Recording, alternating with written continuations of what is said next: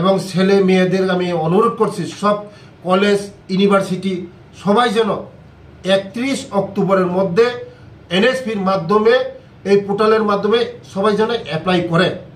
আর একটা কথা স্মরণ করে দিচ্ছি, যাদের 2.5 লক্ষ টাকার বাৎসরিক আয় এর উপরে তারা যেমন এই পোর্টালের মধ্যে অ্যাপ্লাই না করা হয়।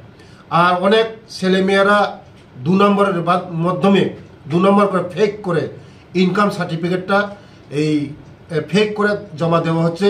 আমি অনুরোধ করব, গার্জেনদেরকে অনুরোধ করব, ফেক ইনকাম সার্টিফিকেট যেমন না দিয়ে আপনি ওই পোর্টালের মধ্যে অ্যাপ্লাই না করা হয়। কারণ যদি ভবিষ্যতে যদি ধরা পড়ে কোনো ছেলে মেয়েদের বাবা মা চাকরি করে, তাই ভবিষ্যতে ওই যারা চাকরি করে তাদের ভবিষ্যৎ খারাপ হবে।